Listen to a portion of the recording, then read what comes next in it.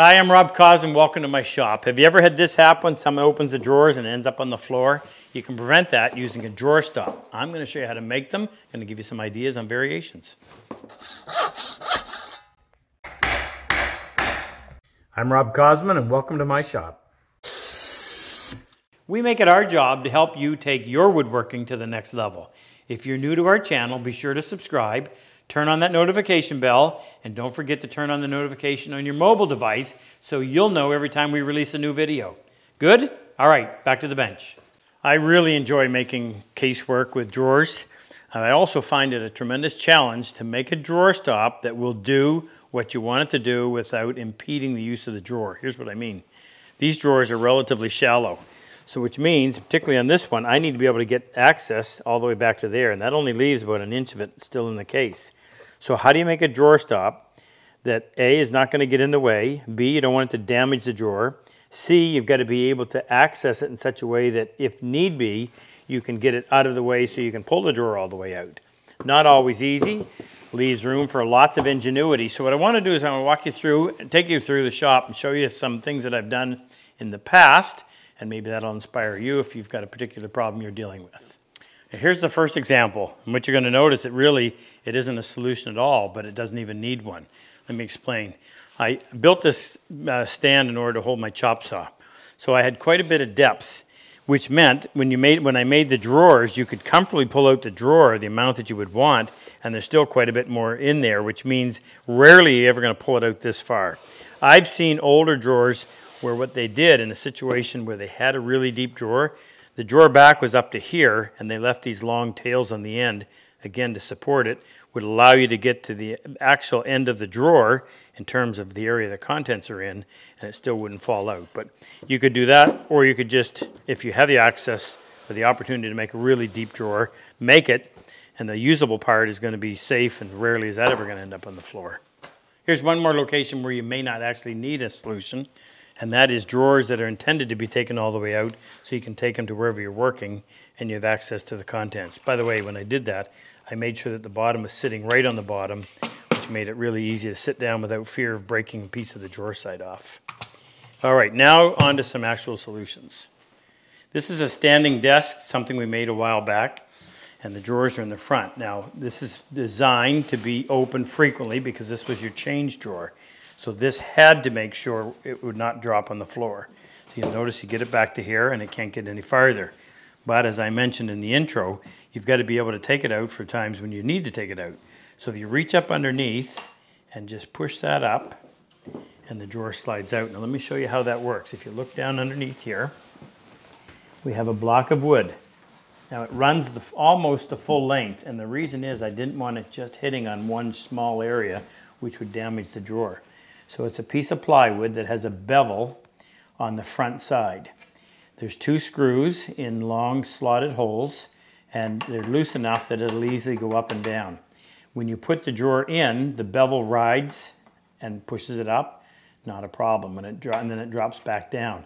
The back side is flat, so when you try to open the drawer, you see it when we put it in, but when you open the drawer, that flat side of that piece of plywood bumps up against here, and because it covers a fairly large area, it doesn't leave any mark. But it's really easy to put the drawer back in by just simply having that slide up and over, and away you go. Go to open it up again, and it stops it right there. This next one is going to take a little more to explain. We designed this so that the customer on this side would have access to a pencil drawer, but only at the command of the merchant. So you open your trap door, allows you to open up your drawer. You close your trap door, and the puff of air pushes out this little pencil drawer. Well, we couldn't have that shooting across the room, so we had to make sure that there was a stop for this. Well, this case sits right on top of the base, so there's not a lot of room. So what I did, and I'll get this out first, there's a little piece of brass that hangs down in there. I've got to use a business card to go over top of it. Now, if you come down here, you can see a little bit better. So, if you can imagine, I cut a T-shaped slot down in the top of this piece. It's covered by this. And I cut a piece of brass that was essentially that same size. Brass because it's heavy enough that I knew gravity would quite readily pull it down. but it had to be free enough to move. I kind of wish now that I had done the same thing as I did over there and cut a bevel on the side, but didn't do that this time. Then I close it, I take a business card, put it under here like so. That allows it to push up, then it drops back down and stops it easily. And it's wide enough too that it doesn't leave a mark on the inside back of your drawer. This is a cabinet I built several years ago. I actually built it out of poplar. It was more or less just going to see if I wanted to do it. Got into it and realized how much work was involved. I said, oh, I've got to keep this now. So the problem is the drawers, and especially in these ones, are fairly long but very shallow. And I gave it to my wife. With a lot of small kids in the house, they were forever opening up these drawers and flinging them across, when they weren't drawing on them, flinging them across the room. So I had to actually come in after the fact and add some kind of a drawer stop. But I'll show you how it works. So you pull it open, it stops there. All of them the same way. Now here's what I did. We'll take this one out first. Now that one is not functioning properly, but I'll show you how it was supposed to work. I drilled a hole from the bottom all the way through this piece, this piece, this piece, and partially way into that piece. And then I simply installed pieces of wooden dowel with a washer on top. The washer is mostly to keep it from falling through and to give it enough weight so it would fall down. So we can take that out. The next one's the same way. Reach in, pop that up, and take that one out. Now the challenge was going to be the top one. What are you going to do? You can't drill a hole all the way through. And it worked for a while, but just the wood movement got the best of it. I ended up taking a wooden dowel, drilling the center out of it. So if it was a 1/2-inch dowel, I drilled a 1/4-inch hole. And then inside that 1/2-inch dowel, that little 1/4-inch dowel was able to drop down. It had a small washer in it as well, and it would just pop up in. But there just wasn't enough weight to overcome the friction of the piece of 1/4-inch dowel moving through the 1/4-inch hole, although it was a little larger than that. So they've jammed up. And I've gone in before and had to pull them down, but oh well, great theory, but it needed a little bit more. It comes to the execution. Here's one more. This is a section that we're building for the underneath the Cosman workbench. And I wanted to make it accessible on both sides. So the door opens here, the door opens over there. I wanted the drawers to be accessible, but what are you going to do to keep them from going all the way through? Well, here's what our solution was. We put a powerful magnet right here and another one right there in the middle. So when you close it, and you'll notice that it's finished from both ends, when you close the drawer, these have yet to be waxed, it stops right there.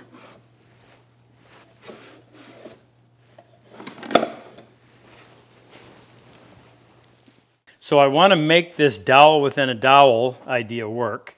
I've got this case turned upside down.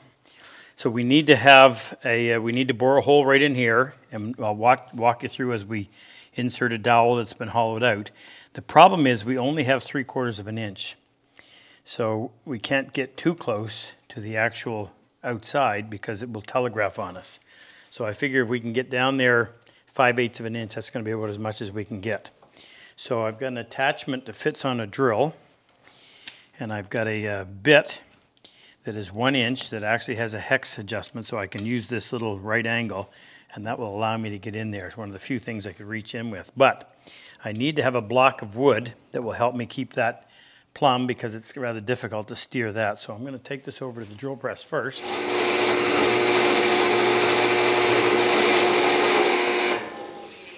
Okay, now all I can really do is kind of guess with this shaft inside that hole as to when this is standing plumb.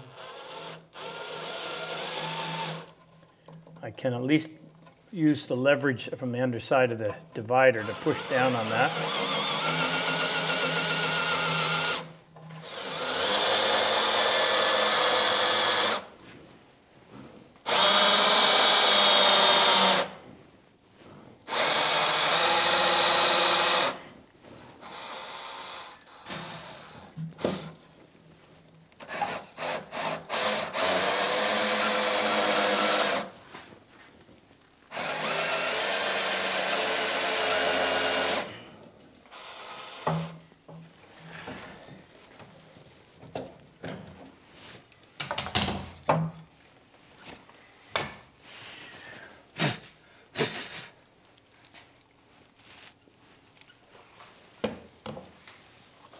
And that doesn't give us a lot of depth, but it should work because we don't need to have the part that's actually going to bump against the drawer sticking out too far.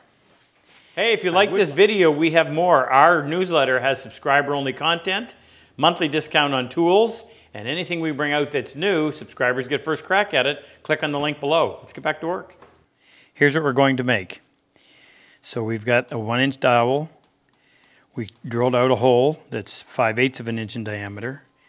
We tapered that hole down. We tapered that dowel down to 1/2 inch in diameter. We put a string through it, larger diameter hole here, tied a knot, and then line those two up. So when we glue this in place, we'll have to wax it. After you put the drawer in, you just reach up in and pull that down. There's enough friction that it won't fall down on its own more than likely, but the string will get it. And then that'll act as our stop. And remember, this is something we're doing after the fact. Probably could have come up with a better idea if we'd have thought about it when we were building the drawers, but I didn't. All right, so let's get busy on this. We'll make sure that's sitting flat.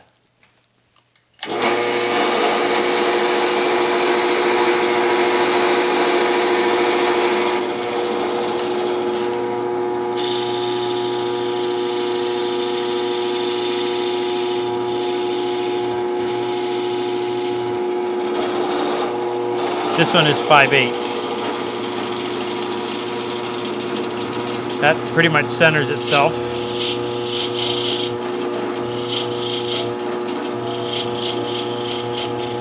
And I don't think I'll go all the way through just so that it doesn't cause the dowel to collapse. The pressure of the vice grips, I can finish that after.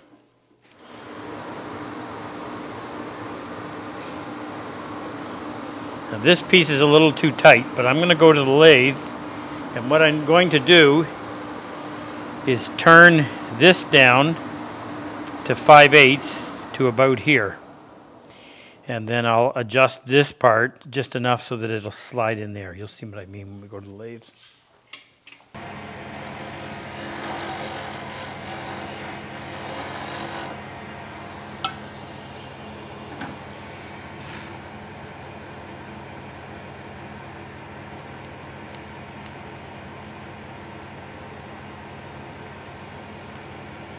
I think that'll work. Now I prefer to do this with a handsaw as opposed to a table saw when it comes to using these small parts, especially round ones. So the overall length of this piece can only be 5/8 of an inch in order to fit in that hole we bored.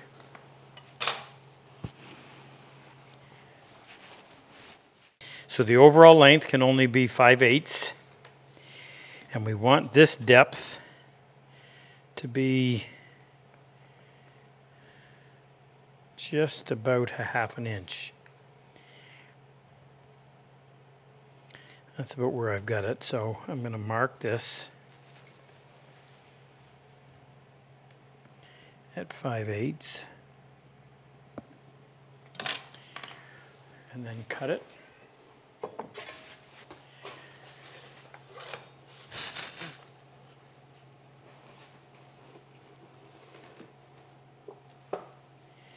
Now when that's down in, we can have about 1/4 of an inch sticking below. Remember, this is going to be the bottom, the underside of the case, where that'll be flush. And that'll sit down 1/4 of an inch, and that'll be enough to catch the drawer, the back of the drawer. And then when this is up like this, completely out of the way, that's where we have to make our mark here to cut this, because it can't go up any higher. So those are the two dimensions we need, or two cuts, I should say.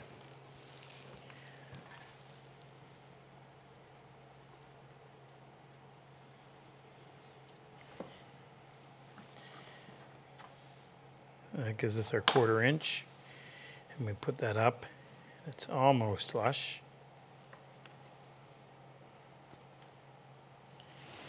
Take just a little bit of that off.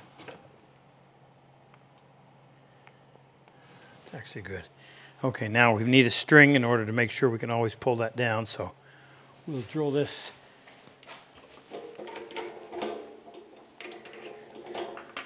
Start with a fairly large hole that will hold the knot.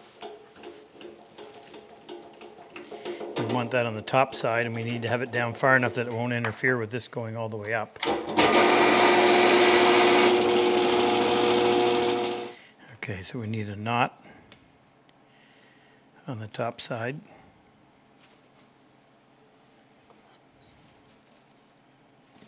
And to make that knot permanent,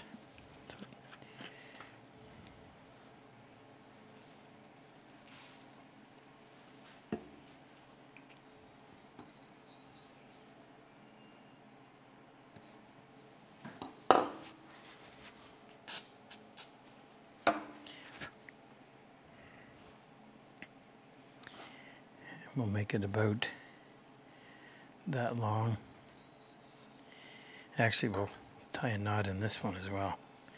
Just give you something to get a hold of when you're reaching up in there to pull it down.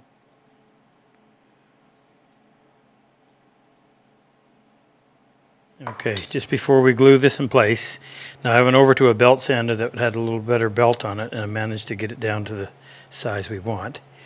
But I'm going to go in here and I'm going to wax the inside. It'll make it move more freely, but more importantly, if there's any glue spilling over, it won't seize it on us. And just as good idea to do all of this part.